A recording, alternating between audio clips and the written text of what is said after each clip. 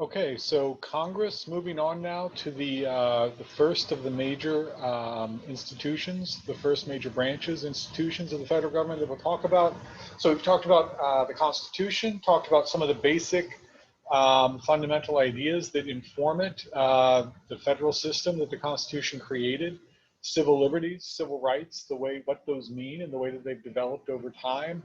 Now getting into the major institutions created by the Constitution, the three major branches of government that we recognize from the Federalist Papers, from the Constitution itself, the legislative branch, Congress, the executive, the presidency, and the judicial branch, the court system, especially the Supreme Court. We'll look at modern political science. They often look at the bureaucracy as a fourth branch of government because it's gotten so large and it kind of follows its own rules, everything from the military to the State Department to the Department of the Interior. There are many different areas where the federal government governs using bureaucracy.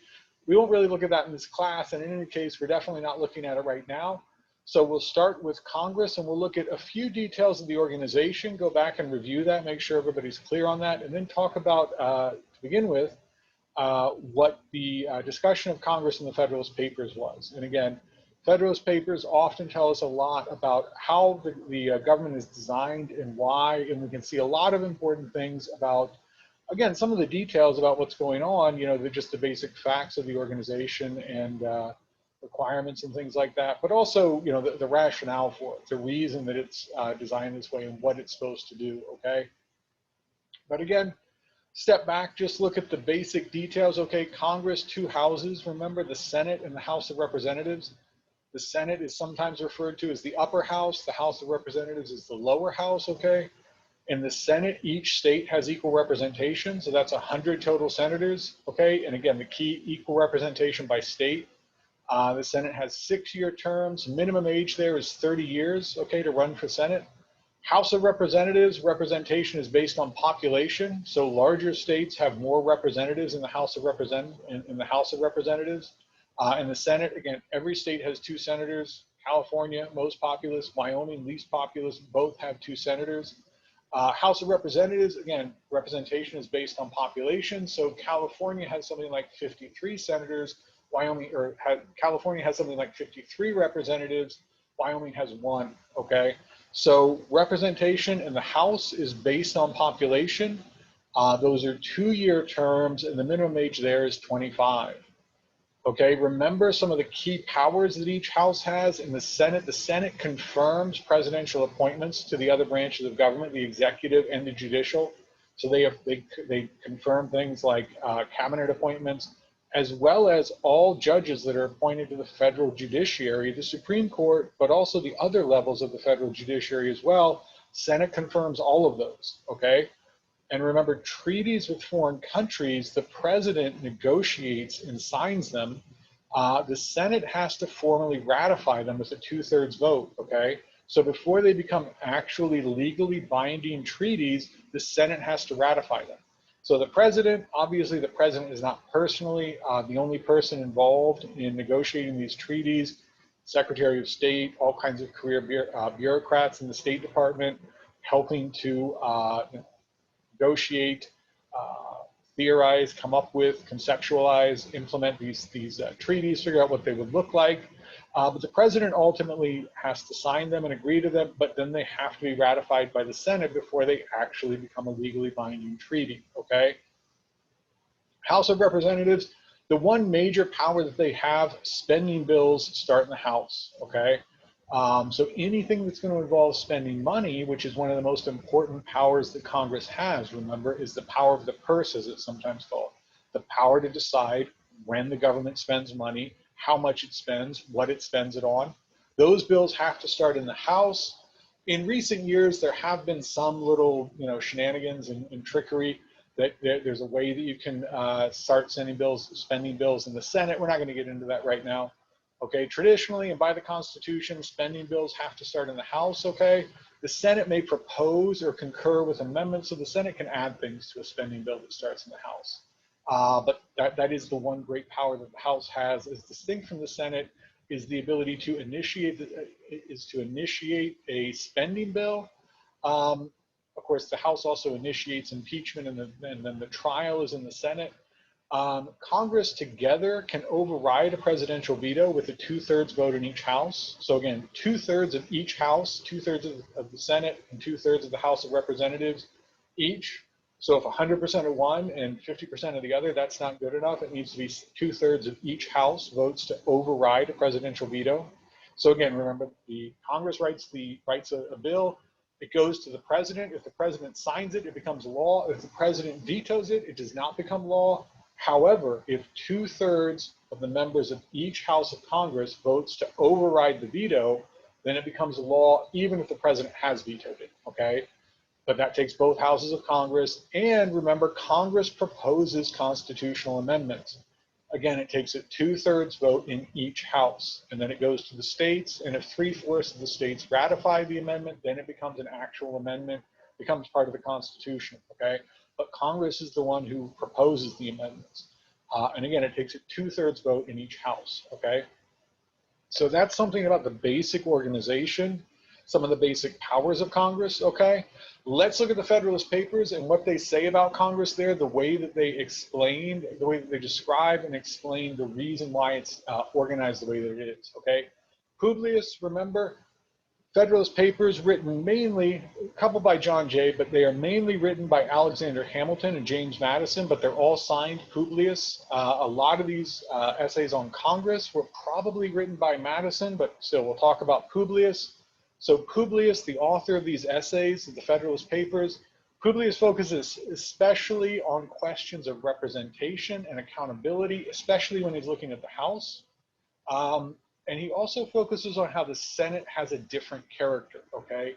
The Senate is meant to be different from the House of Representatives, and the Senate is meant to be less democratic, more stable, to kind of balance the House, okay? The House of Representatives is supposed to be as democratic as possible, as responsive as possible to popular will. The Senate is supposed to kind of be a check on the popular will because they have those longer terms, and hopefully can take a longer view and also have more time to sort of learn legislation and things like that. So we'll talk about that in a little bit more detail, okay?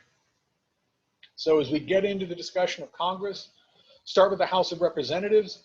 Publius, this is in the Constitution, so Publius points out that representatives are elected every 2 years, and the reason for these frequent elections is to ensure, as he puts it, an immediate dependence on and an intimate sympathy with the people. Okay, so remember when the Constitution was written, they didn't have telephones, and they certainly didn't have email. They didn't have public opinion polls like we can have now.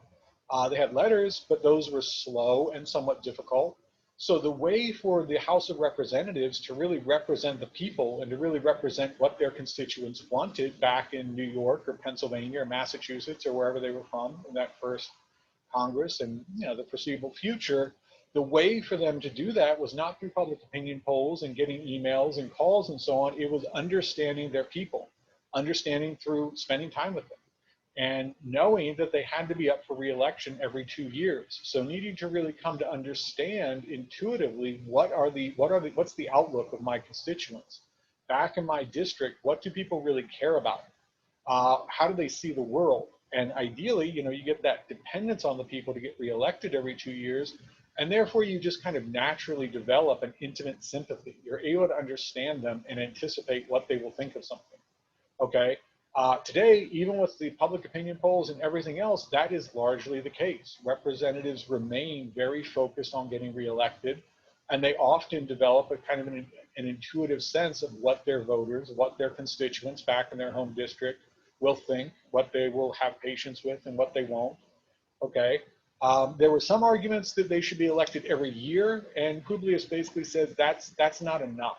More than 2 years, and you're giving them too much time, and they will not be as responsive as they need to be to the people. But electing them every year, you really don't have enough to make a meaningful choice, especially back then when Congress was in session less.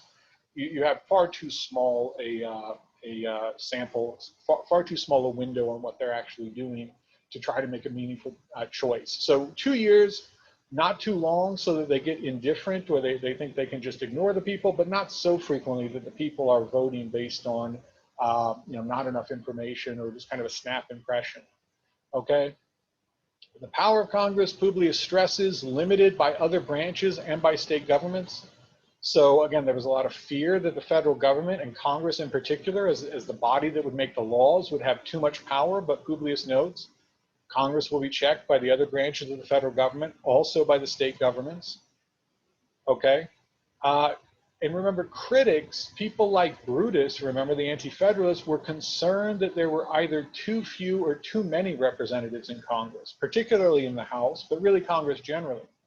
They thought there were either, that the only options for the national government would be either to have too few representatives, in which case people would not trust them. You wouldn't know your representative. You wouldn't be able to relate to them. You wouldn't know them well enough to trust them. Or you would have too many. And in which case it wouldn't be practical. So what they ended up doing, they ended up with relatively few, okay? And critics, the Anti-Federalists said there are too few. You don't know these people. Why would you trust them? Why would you trust what Congress does, knowing that they're a bunch of strangers, people you don't know, you don't have any real experience with? Also, they're representing too few people, right? You have one representative for all of Southwest Oklahoma and Norman. It looks like some little gerrymandering there. It's not clear what Norman has to do with the rest of Southwest Oklahoma in our district, but you have all of Southwest Oklahoma being represented by one person. That's not enough. That's too much area, too many different communities, too many different people represented by just one representative in the House of Representatives. But Publius is emphatic that you need to avoid a mob mentality. As he puts it, somewhat famously, had every Athenian citizen been a Socrates, the Athenian assembly would still have been a mob. He seems to think that something happens to people when you get into a crowd that's too large, however rational and intelligent and thoughtful and reasonable and virtuous somebody may be as an individual or in a small group of people, when you get them into a large crowd, they become, well, a mob. They become irrational and angry and violent and prone to acting on bad and irrational emotions. So basically, Publius says we have to keep it relatively small to avoid that mob mentality. And besides, Publius goes on to argue, Congress is not legislating on local matters. If Congress were deciding details about local government or even state government, you would need more representatives, but Congress isn't. When the House of Representatives initiates a spending bill, one person really can represent the interests of all of Southwest Oklahoma for that spending bill. Same with a vote on whether or not to go to war or the other major national issues that Congress will be legislating on. Every little local interest and every little detail of local life and local government does not need to be taken into consideration. The national legislation that Congress will be deliberating and drafting and passing and writing and passing is not going to deal with every little detail of local life and local reality. So it can be, these representatives can adequately represent relatively large areas of the state because, again, you're talking about national legislation, big picture stuff, okay? So Publius also defends having relatively few representatives with the view that, it's okay. They're not legislating on local matters. They don't need to know every little local particular. You have enough to adequately represent these things in terms of national legislation, okay? And again, when it comes to how many you should have, Publius says, in all legislative assemblies, the greater the number of men composing them may be, the fewer will be the men who will in fact direct their proceedings. So again, his idea here, his argument is that if you have a relatively small group of people, they can all argue with each other, they can all hear each other out, they can listen to the arguments, they can stand up to each other. But once you cross a certain threshold, once you get a certain number of people, you will inevitably have large numbers of people following relatively few leaders. So what you will get if you have 1,000 representatives is not 1,000 great people arguing and coming up with great ideas. What you'll end up with is hundreds of people following a few people. And even without 1,000 representatives, we see this, right? We have a Speaker of the House, which is in the Constitution, but we also have these different party leaders, where many members of each party are deferring to particular leaders, right? Even with just a few hundred members of the House of Representatives, and even in the Senate. So Publius's concern is when you have more people, it doesn't become more democratic, it becomes less democratic. It's less that you have all of these people there representing all of these different citizens in all these different parts of the country. What you have instead is a large number of people following the lead of very few.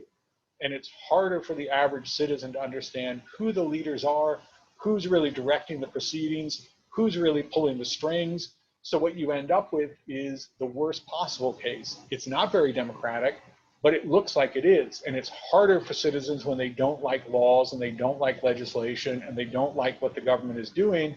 It's harder for the average citizen to figure out who is actually in control and who to remove and how to do it, okay? So another argument that Publius gives for why you want a relatively small Congress. Okay, the Senate, different from the House in important ways. One of the simplest and most obvious ones is 6-year terms rather than 2. So longer terms, okay, originally, remember, one branch of the legislature is a representative of citizens, the other the states. So remember, originally senators were represented by state legislatures. That changed with the, I think it was the 16th or 17th, I always get them confused, amendment in 1913, it was ratified. Senators came to be elected directly by the people. But originally, remember, we talked about this when we talked about federalism. Remember, though, originally, the senators were elected directly by the state legislatures. They were supposed to help protect the states in that way. But the Senate is intended to protect the people even more from themselves, right? I mean, the people get wrapped up. They maybe get carried away by certain things, certain bad ideas. And the House of Representatives will be very attentive to that and responsive, and they will try to push those bad ideas through. So the Senate, where the senators have longer terms, they can ride out those little storms of public opinion, ideally. They can take the long view. They can see when something is a bad idea, when it's bad legislation, when it's just a bad idea that's gripping the public or carrying people away. And they can vote things down and they can stop things from happening and they can ride out that storm of popular discontent. The House, maybe they can't. If their election is next year, they have to worry about that. The Senate, right, it's 1/3 has their election every 2 years, so it's 6-year terms, but they're not all on the same term. So, every 2 years, it's roughly it's basically a third of the Senate, every once in a while 34 rather than 33 every 2 years, right? So maybe some senators have an election in a year, but the rest of them will have it in 3 years or even 5 years. So they can afford to ride out public opinion, take a longer view, be more stable, not respond to every little bad reaction or bad idea or emotional overreaction that the people or the public has, okay? So again, they're supposed to be more stable, and then also because they have those longer terms, ideally they have more time to really learn about legislation, to learn about government. Remember, they have to ratify treaties, so they can hopefully learn more about international affairs and diplomacy and things like that. So those longer terms are supposed to make them more stable and also give them more time to really learn about government and handle some of those important responsibilities that they share with the executive branch of ratifying treaties and confirming nominations, especially to the cabinet, to the executive branch, and to the judiciary. So the attempt with the organization of Congress, a little bit like the House of Commons and the House of Lords at the time in Great Britain. The House of Lords, of course, at that point was hereditary, and it represented really a different segment of society with the aristocracy, whereas the House of Commons represented the common people. And obviously, there's no hereditary nobility in the United States. That wasn't what the Senate is. They're still elected, even though, again, originally elected by the state legislatures, meant to be maybe a little bit more of an elite. But there's this attempt to balance democracy and stability. Democracy in the House by having elections every 2 years. Stability in the Senate, again, not lifetime terms, not hereditary, certainly, but longer terms. And that's the basic, some of the details of why it's designed that way and how the Anti-Federalists thought, or how the Federalists, how Publius thought they were responding to some of the concerns of the Anti-Federalists, and how and why it's designed to do that, and how and why it's designed to kind of combine the maximum of democracy with some really necessary stability as well.